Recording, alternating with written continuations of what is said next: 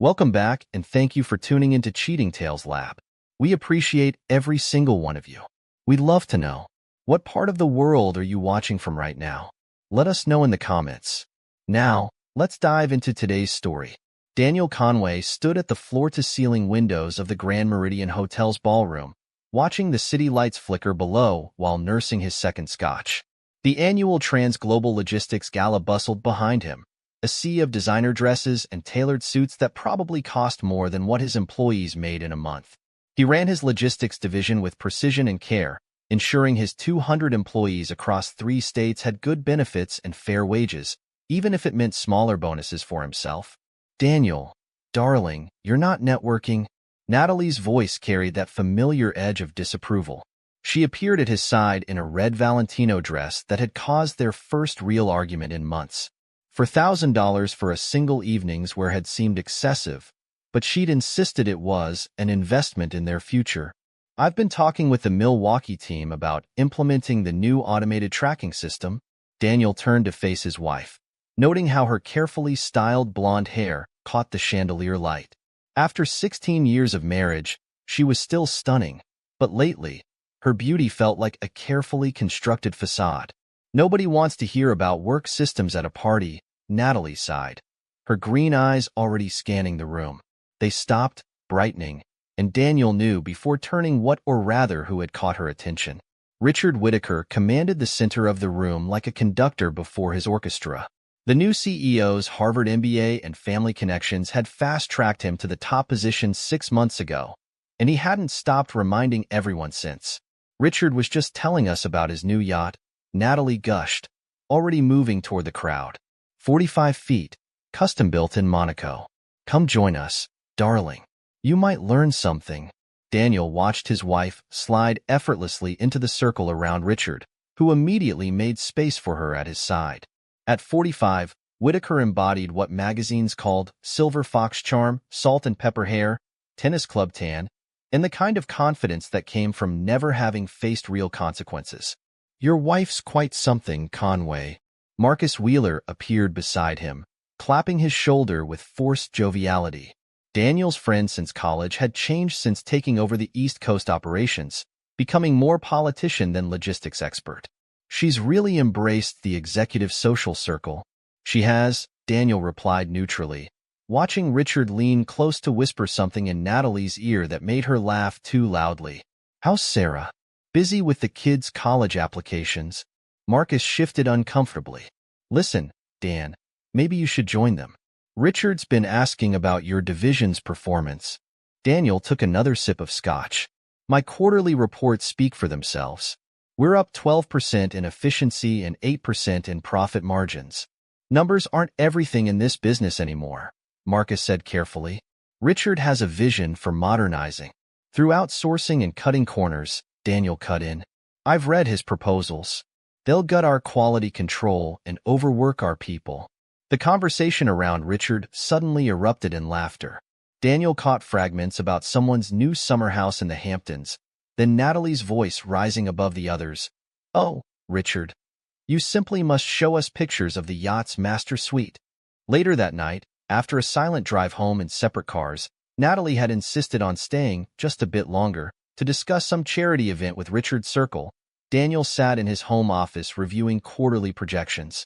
The shared family iPad chirped with a message notification.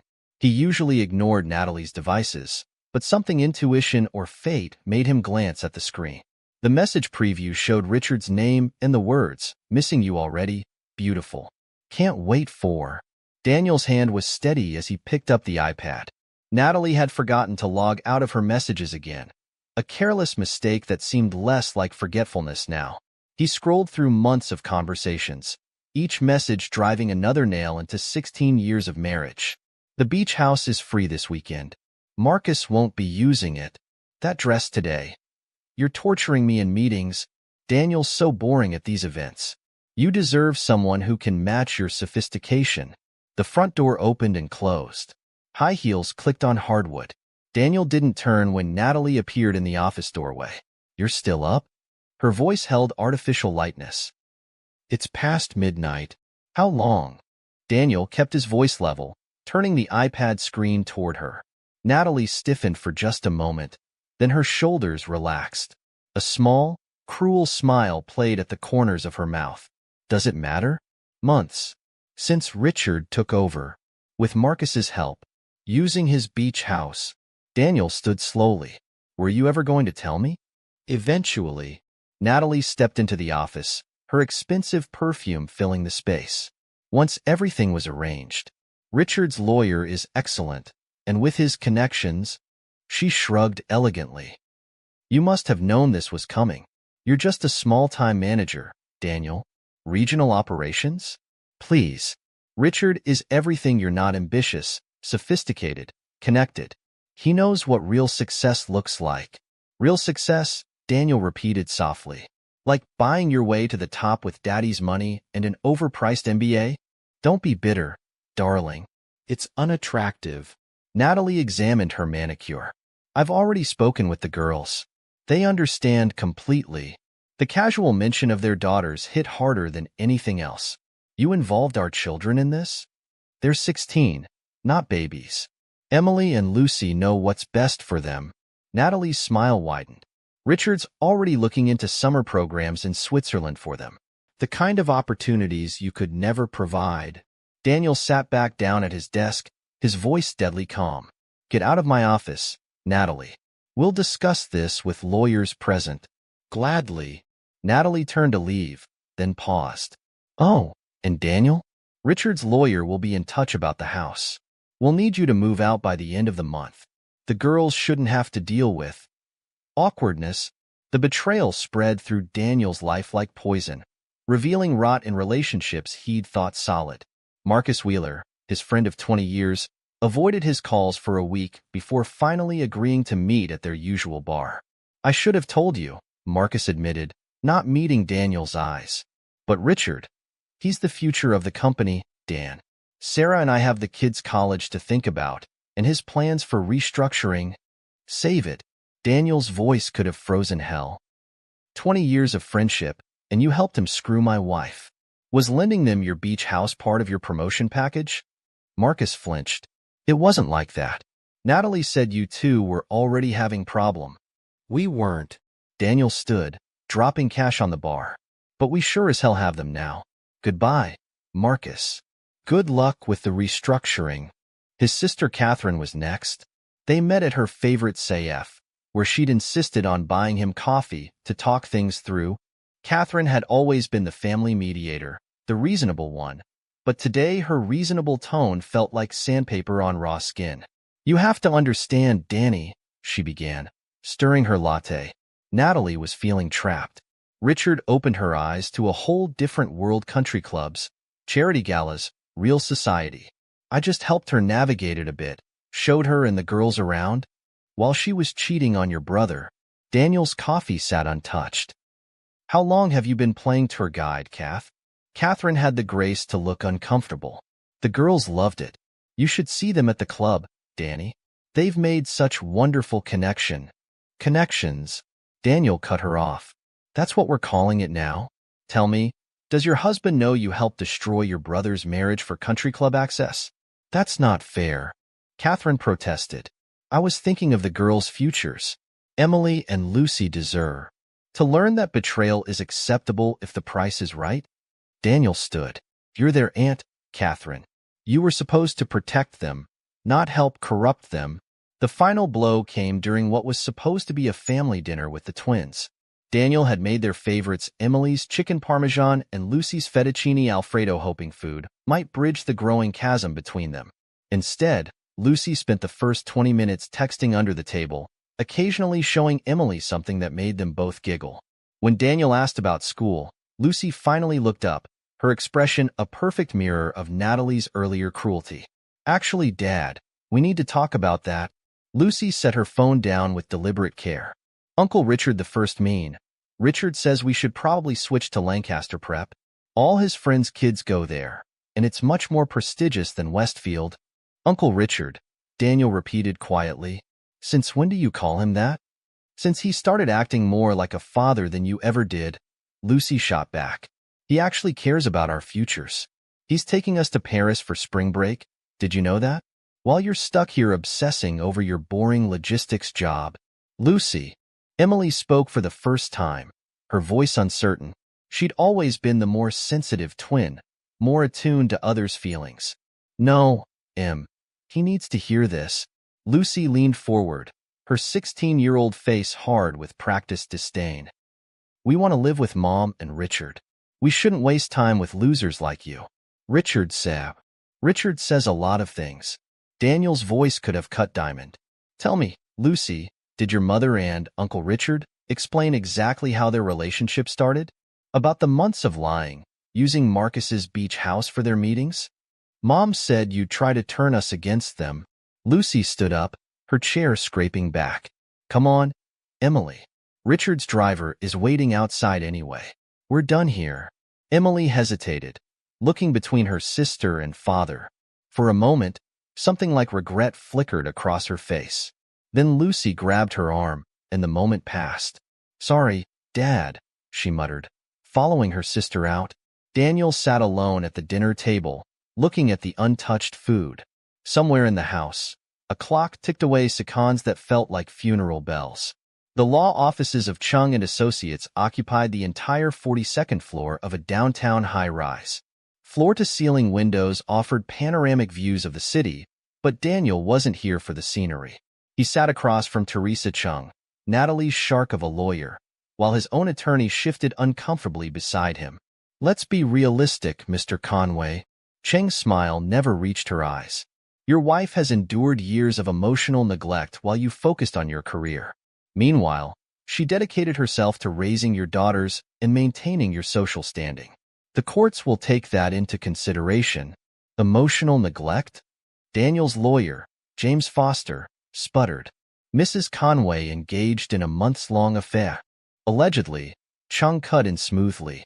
And even if true, one could argue it was driven by Mr. Conway's persistent absence and inability to meet his wife's emotional needs. The children's testimony will support this. You're putting my daughters on the stand? Daniel's voice was dangerously quiet. Emily and Lucy are old enough to speak to the court about their experiences. Chung shuffled some papers. They have very clear memories of missed recitals, abbreviated family vacations, endless work calls. Because I was supporting their private school tuition and their mother's designer wardrobe, Daniel replied evenly. Tell me, Ms. Cheng, will you also be presenting evidence of how that affair began? The text messages? Marcus Wheeler's beach house receipts. Cheng's smile tightened fractionally. Mr. Conway, let's be civilized. Your wife is prepared to be generous. You can keep your retirement accounts, and we won't seek alimony if you agree to surrender the house and primary custody. Generous? Daniel leaned forward. She cheats on me, turns my children against me, and you call that generous? Daniel, Foster warned quietly. The girls have already expressed their preference to live with their mother, Chung continued. Given their age, the court will likely honor that. Fighting this will only drain your resources and traumatize your children further. Sign the agreement, Mr. Conway. Walk away with some dignity. The courtroom was worse. Natalie sat beside Richard, both perfectly groomed and coordinated in expensive suits. She'd even coached the twins on their appearance. Emily and Lucy wore matching blue dresses that made them look younger, more vulnerable. Lucy's testimony came first, delivered with practiced precision. Dad was never really there for us, she declared, eyes wide with rehearsed sadness. He missed my ballet recital for a business meeting. When Mom and Richard started spending time together, it was different. Richard really listens. He makes time for family. Emily followed, less polished but equally damaging. Dad's always been distant, she said, not quite meeting his eyes. More interested in his work than us. Richard helps us with college planning, introduces us to people who matter. The judge's ruling felt like a formality. Daniel lost the house he'd spent 15 years paying for, primary custody of his daughters, and most of their joint savings after Natalie's lawyer argued successfully about maintaining the children's standard of living. Only Glenn Wynn from the logistics technology department showed any loyalty, helping Daniel find a small apartment and quietly sharing internal reports about Richard's management decisions. He's gutting quality control, Glenn reported over beers in a dive bar far from their usual haunts. Outsourcing everything he can, cutting corners on safety protocols. The board's eating it up because short-term profits are up, but it's going to implode eventually. Eventually doesn't help me now, Daniel replied, staring into his glass. No, Glenn agreed. But knowledge is power, my friend. And I've got copies of every bad decision he's making. Just keep them somewhere safe. You never know when having friends in the right places might matter. Daniel nodded slowly, thinking of his automated logistics system plans, still saved on his personal laptop. You're right, Glenn.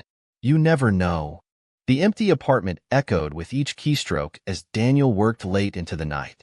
3 months after the divorce, he'd transformed the spare bedroom into a makeshift office, with whiteboards covering the walls and a dual-monitor setup on a simple IKEA desk. His laptop displayed complex flowcharts of the logistics management system he'd conceptualized years ago but never had time to develop. Another internal report from Glenn landed in his encrypted email, more evidence of Richard's systematic dismantling of TransGlobal's quality controls. Each document painted a picture of impending disaster. Safety protocols ignored, experienced staff replaced with cheaper alternatives, maintenance schedules stretched beyond industry standards. Patient zero of corporate cancer, Daniel muttered, adding the new data to his growing archive. A notification popped up, another Instagram post from Lucy, tagged at Richard's Hamptons estate. The photo showed his daughters in designer swimwear on a yacht, champagne glasses raised. The caption read, "Living our best life with Dad 2.0. Hashtag blessed, hashtag luxury life." Daniel's jaw tightened. 16-year-olds drinking champagne on a yacht, with their mother's affair partner, it perfectly encapsulated everything wrong with Richard's world. He closed the tab without commenting. They'd learn about consequences soon enough. His phone buzzed with a text from Catherine. "Danny, please. The girls miss you. Richard's taking them to Monaco next week." Delete. Block. His sister had chosen her side, trading family loyalty for country club access. The apartment's ancient coffee maker chose that moment to die with a final, protesting gurgle. Daniel grabbed his laptop bag and jacket, heading for the 24-hour coffee shop 3 blocks away. The night air felt clean, washing away hours of screen glare and code. The collision happened just outside the coffee shop door. Lost in thoughts about system architecture, Daniel didn't notice the woman juggling her laptop bag and coffee until it was too late. Her coffee splashed across his laptop bag, and research papers scattered across the sidewalk. "I'm so sorry." She dropped to her knees, gathering papers. "I was reviewing research notes while walking. Terrible habit." As Daniel helped collect the papers, he noticed complex behavioral flowcharts and psychological analysis of corporate structures. One diagram particularly caught his eye. It perfectly mapped the dysfunction he'd witnessed at TransGlobal. "These are fascinating," he said, studying a chart. "Corporate hierarchy impact studies? This pattern here, it's exactly what I saw happen when our new CEO took over." "Yes." She looked up, revealing intelligent eyes behind simple frames. "I'm Dr. Olivia Blake, industrial psychology at State University. I'm researching how corporate structures influence human behavior and efficiency." She tilted her head, studying him. "You understand these models?" Daniel Conway, former regional operations manager at TransGlobal Logistics. He handed her the papers. "Your research on hierarchical resistance to innovation, it matches patterns I've seen throughout my career. Most systems fail because they ignore human factors." Inside the coffee shop, under fluorescent lights that made midnight feel like noon, Daniel found himself explaining his vision for Logitech. Olivia asked sharp, insightful questions that forced him to refine concepts he'd thought were finished. "The fundamental flaw in most logistics software," she said, sketching rapidly on a napkin, "is assuming human beings operate like machines. They don't. People resist change not because they're stubborn, but because most systems ignore basic psychological needs for autonomy and competence." "Exactly." Daniel pulled out his laptop, showing her his preliminary designs. "Traditional logistics software treats workers like cogs. I want to build something that adapts to how people actually work." "This is brilliant," Olivia said, studying his flowcharts. But you'll need someone who understands both the psychology and the technical requirements. She paused, considering. Actually, I know someone perfect for this. Melissa Newman, she's a brilliant software engineer who left Silicon Valley because she was tired of creating apps that ignored human factors. She's been consulting on my research. 2 days later, they met Melissa at a small cafe near the university. At 40, she carried herself with the confident focus of someone who knew exactly how good she was at her job. She reviewed Daniel's code with brutal efficiency. Silicon Valley's dead, she declared, making rapid notes. They're all chasing the next social media unicorn while ignoring real business needs. This, though, she tapped his laptop screen.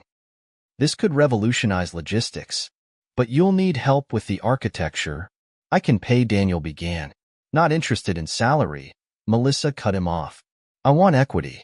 20%, plus control over technical architecture. Dr. Blake consults on user psychology. You handle the business side. And I'll build you a system that makes TransGlobal look like they're using stone tablets and chisels. Deal, Daniel said. When can you start? Melissa was already typing. Your basic architecture is solid, but the data flow needs optimization. Give me a week. I'll have a prototype that'll make your ex-wife's new CEO boyfriend look like the overpaid hack he is. About that, Olivia interjected carefully. I've been reviewing TransGlobal's public filings. Their efficiency metrics are dropping significantly. If we move quickly, we could capture their market share while they're vulnerable, Daniel finished. He opened his laptop, showing them Glenn's latest reports. Their new CEO's cutting corners everywhere. Safety protocols, maintenance schedules, quality controls all sacrificed for short-term profits. Classic narcissistic leadership pattern, Olivia observed. Immediate gratification over long-term stability. Your system's emphasis on adaptive efficiency could appeal to their frustrated clients. Melissa was already coding. Give me 2 months. We'll build something that makes their system look prehistoric. Over the next 2 years, Daniel's apartment transformed into Logitech's unofficial headquarters. The spare bedroom became a proper office, with Melissa's workstation beside his. Olivia's research papers and psychology models covered one wall, while code diagrams filled another. Their routine fell into a comfortable pattern. Mornings began with coffee and market analysis. Afternoons were for coding and testing. Evenings stretched into night as they refined their system, fueled by takeout and determination. The traditional logistics model is hierarchical, Olivia explained one evening, sketching on their newly installed whiteboard. But human beings naturally form networks. Your system needs to reflect that. Melissa typed furiously at her station. We can build adaptive pathways. The software learns each user's patterns and adjusts accordingly. Their dinner discussions evolved into weekend strategy sessions. Olivia brought an understanding of human behavior that transformed their technical solutions into user-friendly tools. Unlike Natalie's superficial interests, Olivia challenged Daniel intellectually, her insights forcing him to reconsider basic assumptions about business and technology. Glenn continued feeding them information about TransGlobal's declining service quality. His latest report detailed a major security breach in their outsourced IT system, exactly the kind of vulnerability Logitech was designed to prevent. Their first break came through Glenn's connection to Regional Retail Solutions, a mid-sized chain frustrated with TransGlobal's performance. Sarah Chun, RRS's operations director, agreed to meet them after another failed delivery nearly cost them a major contract. Their delivery times are worse than ever, Sarah complained during their presentation. Richard Whitaker keeps talking about modernization, but nothing improves. Last week, they lost an entire shipment of perishable goods because their tracking system failed. Daniel laid out Logitech's prototype. It will reduce your logistics costs by 40% in 3 months, or the trial period is free. Our system adapts to your existing workflows instead of forcing your people to change how they work. 40%? Sarah looked skeptical. TransGlobal promised 20 and delivered nothing. TransGlobal is running on outdated systems and corner cutting, Daniel replied. We built Logitech from scratch, specifically for companies like yours. Give us 3 months. If we fail, you lose nothing. 2 months later, RRS's logistics costs had dropped by 35%. By month 3, they'd exceeded their promised 40% reduction. More importantly, their employee satisfaction scores had improved dramatically. "This is revolutionary," Sarah told him, signing the full contract. "How did you achieve this?" Daniel thought of endless nights of coding, of Melissa's technical brilliance and Olivia's psychological insights. By understanding that technology should serve people, not the other way around, the success brought other clients. Each implementation proved smoother than the last as they refined their system. Daniel hired carefully, building a team that shared their vision of excellence without compromise. Olivia's role evolved beyond consulting. She joined their coffee runs and late-night strategy sessions, her presence bringing warmth to discussions that might otherwise have drowned in technical details.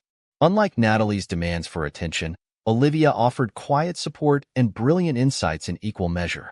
One evening, after a particularly successful client meeting, Melissa cornered Daniel in the office kitchen. "You know she's not going to wait forever, right?" "Who?" Daniel focused on making coffee. "Don't play dumb. Olivia.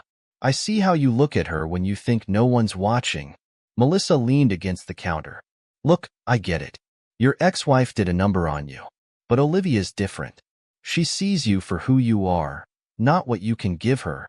"We're colleagues," Daniel replied automatically. "Right." Melissa rolled her eyes. "Because all colleagues spend every weekend together reviewing data. Just don't wait too long. Good things shouldn't be taken for granted." 5 years after the divorce, Logitech Solutions had become the industry's rising star. Their client list included major retailers and manufacturing firms, many poached directly from TransGlobal's declining empire. Daniel sat in their new downtown office, reviewing the latest acquisition report. Marcus Wheeler's largest client had just signed with Logitech, citing TransGlobal's deteriorating service quality. The irony wasn't lost on him. The same beach house that had hosted his wife's affair was now probably hosting Marcus's panic attacks about losing clients. His phone buzzed with a message from Catherine. "Danny, please call me. I didn't understand what Natalie was really like. The girls miss you. Family should stick together." Daniel drafted a short reply. "Understanding seems to come easier with success. Please don't contact me again." A knock at his door interrupted his thoughts. Olivia entered, carrying fresh coffee and a stack of research papers. "Our latest user interface study results are in. The adaptive learning algorithms are showing a 98% satisfaction rate. Better than expected." Daniel accepted the coffee, their fingers brushing briefly. "Your research on corporate psychology transformed our system." The system was already brilliant, Olivia said, settling into what had become her usual chair. "I just helped make it more human." She paused, studying him. "I saw Catherine's message on your phone. Old habits dying hard," Daniel said. "Success makes people reconsider their choices. Does it make you reconsider yours?" Daniel met her gaze. "Every choice I've made since the divorce has led me here. I wouldn't change any of them." They worked late again, reviewing implementation strategies for their newest clients. The office gradually emptied, leaving them alone with the city lights spread out below. "Move in with me," Daniel said quietly, watching Olivia analyze data flows. "You practically live at my apartment anyway, between late nights and weekend sessions." "Make it official." Olivia looked up, her expression serious. "Are you sure? We've never really talked about." "I'm sure." Daniel met her gaze steadily. "You've never tried to change me or demanded I become something I'm not.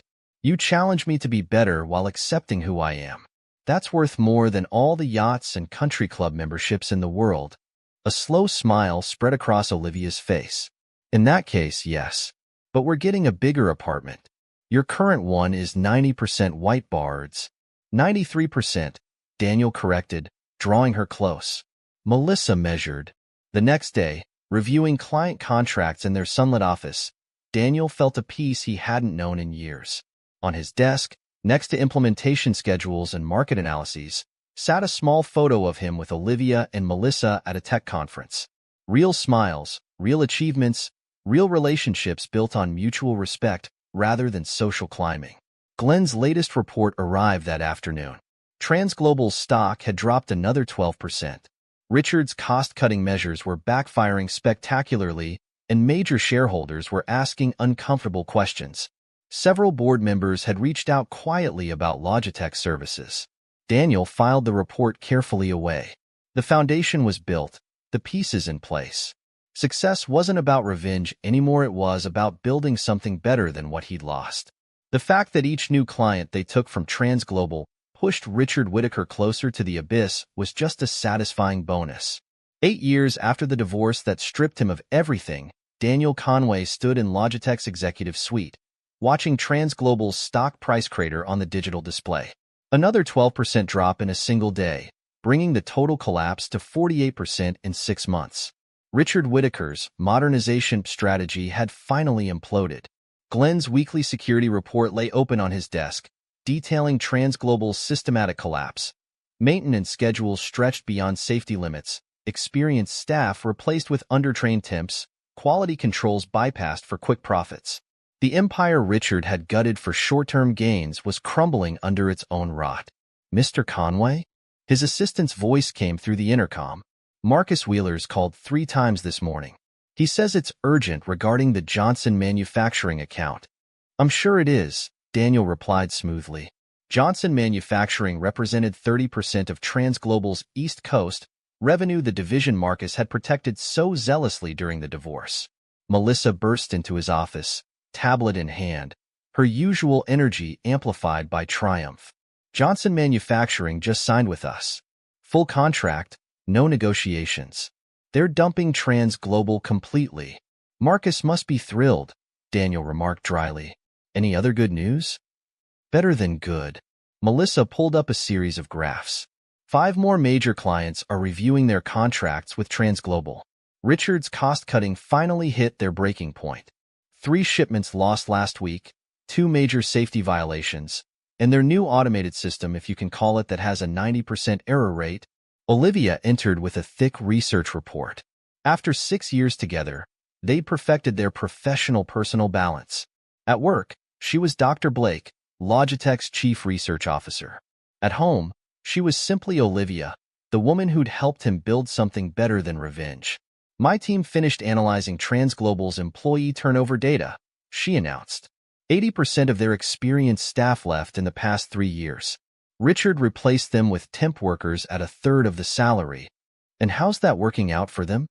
"Their efficiency ratings are lower than when they used paper ledgers," Olivia replied, setting the report on his desk. "But that's not even the best part. Check their social media presence." Daniel opened his laptop, pulling up the familiar feeds. Natalie's Instagram, once a parade of luxury vacations and designer shopping sprees, had transformed dramatically. Gone were the yacht parties and private jet selfies. Her recent posts featured vague, inspirational quotes overlaid on sunset backgrounds. "True wealth lies within," and "sometimes life's greatest storms bring us where we need to be." "How philosophical," Olivia observed. "Amazing how inner peace becomes attractive when the credit cards stop working." A notification popped up: Lucy's latest attempt at influencer fame. His older daughter had posted a desperate pitch for a questionable diet tea. The post had garnered exactly 12 likes, down from the thousands she used to command when Richard's money funded her lifestyle. Emily's LinkedIn profile showed similar desperation. His younger daughter had at least finished college, but her dreams of walking into a C-suite position through Richard's connections had evaporated. Her work history showed a string of increasingly modest positions, each shorter than the last. Their trust fund was mostly TransGlobal stock, Melissa noted, scanning financial reports. Currently worth less than recycling material. Richard's been quietly selling his personal shares for months. The rats always know when to flee the ship. Daniel's phone buzzed another message from Catherine. His sister's attempts at reconciliation had increased with each drop in TransGlobal's stock price. "Danny, please," her voicemail pleaded. "The girls need you. Everything Richard promised, it was all lies. Their trust fund, their futures, you're their father." Daniel deleted the message without reply. On his desk, another report demanded attention. Logan Financial Group, one of TransGlobal's largest shareholders, was interested in discussing Logitech services. "Set up the meeting," he instructed Melissa, "and have legal prepare acquisition documents. When TransGlobal declares bankruptcy, I want first position on their assets." "Already done." Melissa's efficiency was legendary. Glenn sent over their complete internal audit. It's worse than we imagined. Richard's been falsifying reports to shareholders for years. Send everything to the SE, Daniel decided. Anonymously, through our usual channels. Let's ensure this implosion is thorough. Rain lashed against Logitech's windows on a gray Tuesday morning. Daniel reviewed quarterly projections while Olivia analyzed user interface data from their latest software update. Their comfortable routine was interrupted by his assistant's urgent call. Mr. Conway? Natalie Warren is here. With your daughters. Daniel met Olivia's eyes. They discussed this possibility, knowing Richard's downfall would eventually lead to this moment. Send them up. His voice betrayed nothing. They arrived looking like faded photographs of their former selves. Natalie's designer outfit, probably from the height of her affair days, showed subtle signs of wear. The twins, now 24, had lost their social media glossiness. Lucy's expensive makeup couldn't hide her stress, while Emily's business casual attire seemed chosen to project a competence she hadn't earned. Daniel. Natalie's attempt at her old sophistication fell flat. You're looking successful. 8 years does that. He remained seated behind his desk, Olivia a quiet presence beside him. Why are you here? Daddy. Lucy stepped forward, tears already forming. Her practice performance hadn't improved with age. We've changed. We miss you. Richard. Emily spoke more hesitantly, genuine discomfort in her voice. He lied about everything. The trust fund, his promises about our futures. He left us with nothing but debts, Natalie cut in. The house is being foreclosed. His creditors are calling constantly. We need help. Daniel's voice could have frozen hell. Like the help you gave during the divorce? Or the help you offered when you testified about my emotional unavailability? We were stupid kids, Emily said softly. We thought money meant everything. And now that the money's gone, you've discovered family values? Olivia's quiet observation made them flinch. Lucy tried another angle. Uncle Richard the first mean. Richard, he manipulated us. Made us think. No. Daniel's single word cut through her performance. Richard didn't make you do anything. You chose luxury over loyalty. You decided your father's love was worth less than a yacht and a spring break in Paris. We've changed, Lucy insisted, tears flowing freely now. Please, Daddy. We need you. Need me? Daniel stood slowly. 8 years ago, you taught me an invaluable lesson about character and worth. Today, I'm teaching one about consequences and respect. He pressed the intercom. Security, please escort these visitors out.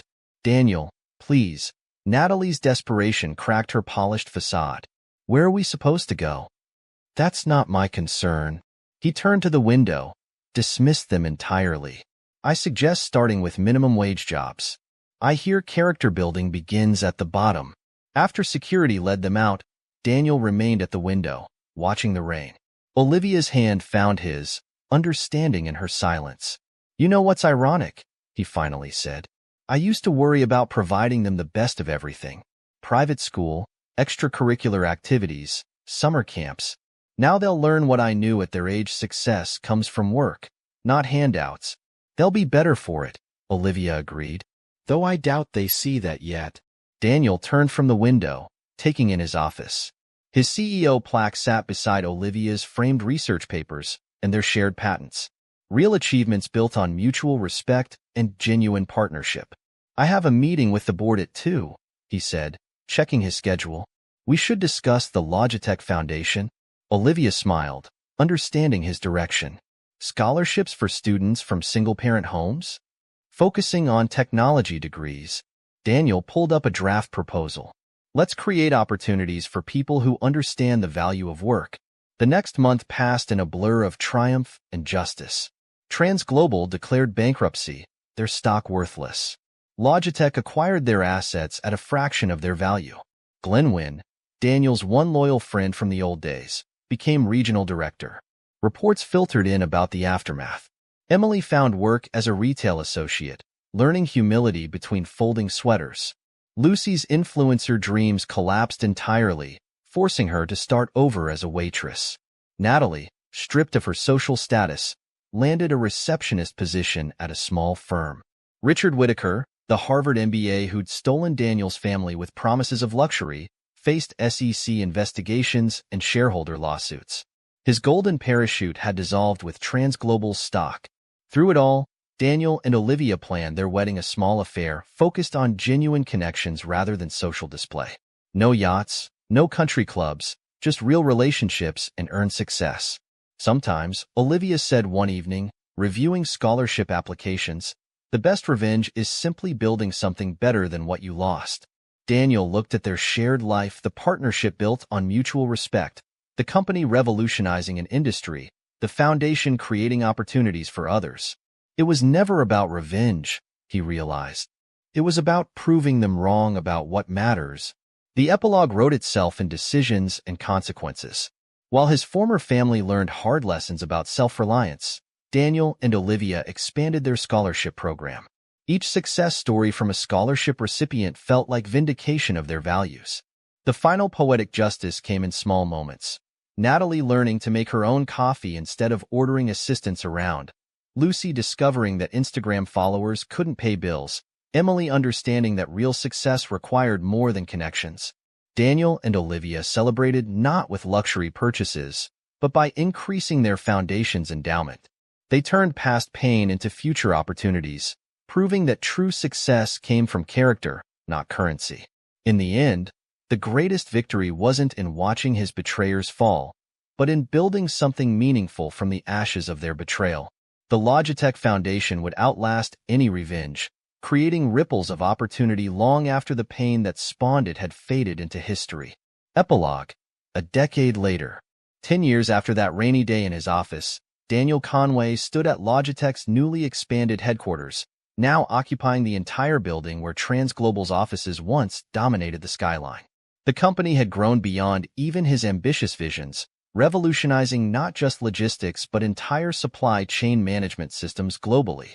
Inside his office, photographs told the story of the past decade. His wedding to Olivia, an intimate ceremony in a botanical garden, with only genuine friends present. Melissa served as their witness, making sarcastic comments about finally making their nerd partnership official. The reception featured academic discussions about psychology and technology rather than social climbing. The Logitech Foundation's first graduation ceremony held particular pride of placed 20 students from single-parent homes receiving their technology degrees, their faces bright with earned achievement. That program had grown to support over 200 students annually, creating a new generation of innovators who understood the value of hard work. Glenn Wynn, now Logitech's Global Operations Director, had transformed their acquired TransGlobal assets into models of efficiency. He took particular satisfaction in implementing the very systems Richard had once dismissed as unnecessary complications. News about his former family arrived sporadically, each update confirming the wisdom of his decisions. Natalie's fall had been particularly steep. After her receptionist position, she had cycled through increasingly modest jobs, her lack of practical skills and entitled attitude making it difficult to maintain employment. Her last known position was as a part-time filing clerk in a small law firm, the same one that had handled her divorce from Richard. The irony wasn't lost on anyone. Richard Whittaker's descent proved even more dramatic. The SEC investigation into TransGlobal's collapse revealed years of fraudulent reporting and misappropriated funds. His Harvard MBA couldn't save him from federal charges. He served 3 years in a minimum security prison, emerging without his fortune, connections, or the arrogance that had once defined him. Now he taught basic business classes at a community college, his cautionary tale serving as his only remaining asset. The twins had taken different paths through their hardships. Emily, after 2 years in retail, had finally embraced genuine hard work. She returned to school, paying her own way through a teaching degree, and now worked with underprivileged children. The experience of losing everything had transformed her into someone who understood the value of character over currency. Lucy's journey proved longer and harder. Her attempts to maintain her influencer lifestyle led to increasingly desperate choices, including a brief, disastrous marriage to an aging real estate developer who proved to be as bankrupt as her former stepfather. Rock bottom came in the form of a viral video showing her berating a barista over an incorrectly made latte. Her Karen moment, as social media dubbed it, finally shattered her carefully curated online persona. Catherine's attempts at reconciliation continued sporadically, usually coinciding with her need for business connections or social advancement. Each message went unanswered, each holiday card returned unopened. The sister who had chosen social climbing over family loyalty remained firmly in the past. Marcus Wheeler's career never recovered from Transglobal's collapse. His attempts to join Logitech through back channels met with polite but firm rejections. The beach house where Natalie's affair had begun was sold to cover his debts. He now worked as a mid-level manager at a regional shipping company, his dreams of executive status as dead as his friendship with Daniel. Melissa had remained a cornerstone of Logitech's success, her brilliant coding and brutal honesty helping drive the company's innovation. She turned down numerous offers from Silicon Valley, stating that building something real beats creating another app for sharing cat photos. Her partnership with Olivia in developing user-friendly interfaces had created a new standard in enterprise software design. Olivia's research on corporate psychology had earned her international recognition. The Blake model of adaptive organizational systems was now taught in business schools including, deliciously, at Harvard Business School, where Richard once boasted of his MBA. She split her time between Logitech and guest lecturing, helping shape a new generation of business leaders who understood that true success came from building people up rather than climbing over them. Daniel and Olivia's relationship deepened with each passing year, their partnership proving that professional success and personal happiness could coexist when built on mutual respect and shared values. They traveled extensively, not to show off on social media like Natalie once did, but to meet with foundation scholars and explore new ideas for expanding their impact. The Logitech Foundation had become their legacy, transforming lives beyond mere business success. Each year, they received letters from scholarship recipients sharing their achievements. Startups launched, innovations created, communities improved. These stories meant more than any revenge could have provided. One morning, reviewing applications for the next round of scholarships, Daniel found a familiar name. Lucy's daughter, Angela, now being raised by a single mother working as a waitress. The application was honest about their circumstances and demonstrated a genuine understanding of hard work's value. After careful consideration, Daniel approved the scholarship. Not out of sentimentality or forgiveness, but because the Foundation's mission was to help those who understood the price of success. Angela would never know her grandfather had ensured she would have the chance to earn, not be given a better future. The final irony came when Harvard Business School invited Daniel to give a guest lecture on ethical business leadership. Standing at the podium where Richard had once learned his shallow lessons about success, Daniel shared the real secret of achieving greatness: character, commitment, and the courage to build something meaningful from life's hardest moments. In the end, the greatest victory wasn't the fall of those who had betrayed him, but the rise of something better from the ashes of that betrayal. Logitech, the Foundation, his marriage to Olivia all stood as testaments to the truth that real success comes not from what you take, but from what you build. The wheel of karma had turned full circle, teaching lessons about character and consequences that no amount of money could buy. In the quiet moments between triumphs, Daniel and Olivia would sometimes reflect on how destruction had led to creation, and how the best revenge truly was living well not for spite, but for the sake of building something worthwhile. This is where our story comes to an end. Share your thoughts in the comment section. Thanks for your time. If you enjoy the story, please subscribe to this channel. Click on the video you see on the screen, and I will see you there.